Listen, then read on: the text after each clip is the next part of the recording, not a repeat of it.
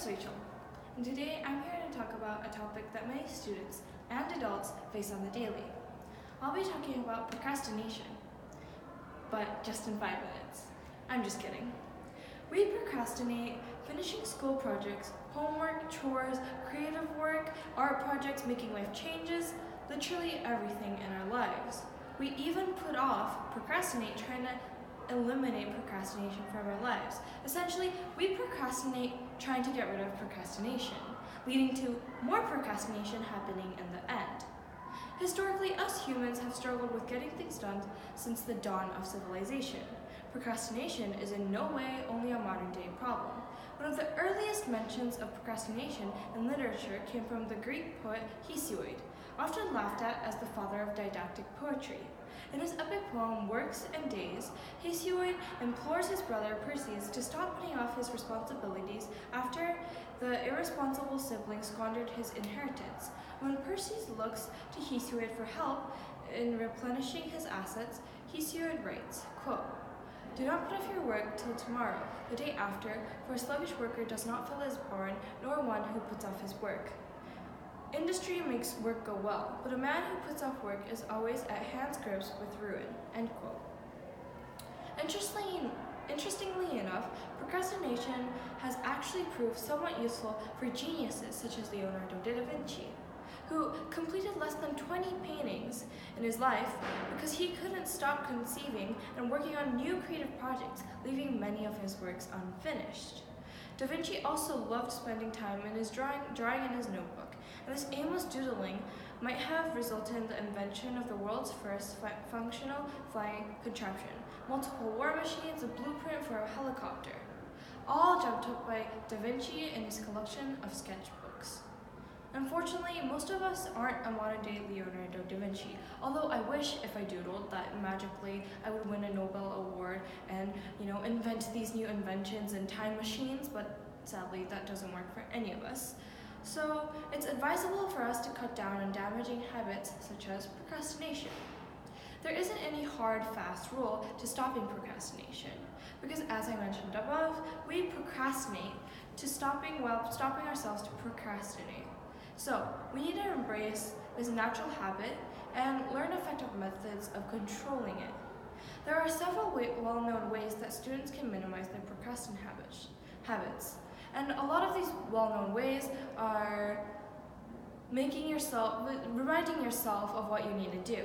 However, for me, that hasn't been working. And to be honest, it's a very idealistic goal to set. Just because you remind yourself doesn't mean you're going to stop procrastinating. One example would be blocking distracting websites such as YouTube, Twitter, Instagram, and Snapchat. Personally, I could not control myself even when blocking those websites. So here's a quick story. I actually deleted YouTube from my phone for good, but then I eventually re-downloaded the app, used a random generator to create a password, and changed the settings on my phone so that I could only use it for 1 hour a day. Essentially, it's a web app that blocks you from using websites, and only with the password you can access it. So, as I said earlier, I made a random password, copy and pasted it in, and had it nowhere. So I forgot about it. I legitimately could not use YouTube for more than an hour or any other social media apps. So I did not save the password. I forgot about it. And you would think that this would prevent me from procrastinating, right? But no, I was too lazy to work on my project, but wasn't lazy enough to learn computer hacking. Yeah, I didn't do my homework that was maybe 5 questions. Instead, I learned how to computer hack. And I learned the computer language from a website in 30-ish minutes, which I could have finished my homework in, and managed to hack into the app that disables the usage of social media, to re-enable my phone settings and change the setup back to what it was before, allowing me to watch YouTube and continuously procrastinate. As you see, most of us, or at least I may be the extreme case, but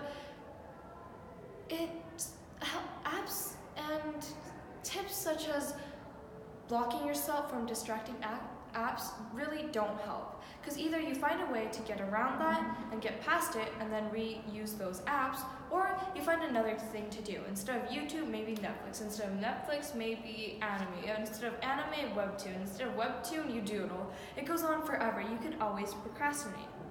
So, I advise any viewers watching this to avoid making these same mistakes that I made. I advise any viewers watching this to communicate to someone you trust about your procrastination habits and ask them to hold you accountable for your actions. For example, adults, teachers, your parents. I'm sure your parents will love that you're trying hard to do your homework. I mean, they probably already nag you enough, so instead of fighting about the nagging, try and suggest a more collaborative and effective way of nagging. For example, tell them your goals for the day. 3 hours of studying, finishing all your homework for the day, or practicing an instrument for a set amount of time.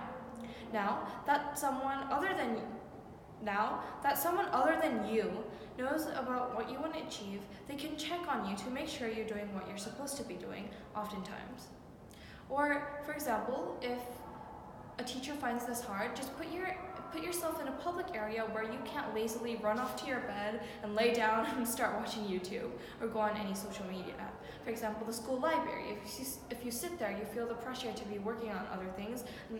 Oh, at least I do. If people walk by and notice you, and teachers notice you are doing something else, then they'll hold you accountable, which helps oftentimes. And I feel like going to the library is much easier, and asking someone to check on you is much easier than having to persuade yourself through self-control, as we are teens and our prefrontal cortex of the brain is still developing, therefore we aren't the best at decision making. Some of these situations,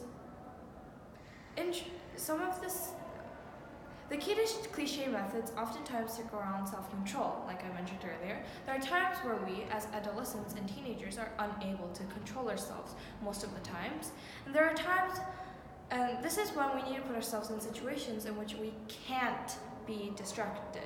Some of these situations may include removing distractions in your workplace, such as mobile phones and YouTube, giving them to your parents, or locking them up somewhere. Or if they run out of battery, let them run out of battery, so when you do decide to procrastinate and grab your phone, you realize it's a reminder to yourself, because my phone battery is off, oh, I remember, I intentionally did this so I could go back to work, and then you end up going back to work. So others can include working in the same room as a supervisor or authoritative figure who will watch over and make sure that you're working efficiently instead of getting distracted. In short, procrastination prevention occurs first through self-control, which most teens cannot do, or not easily. So it mainly comes down to while you can have adult supervision and putting yourself in situations where you can depend a little more on adults to keep you on track while you have them. Thank you.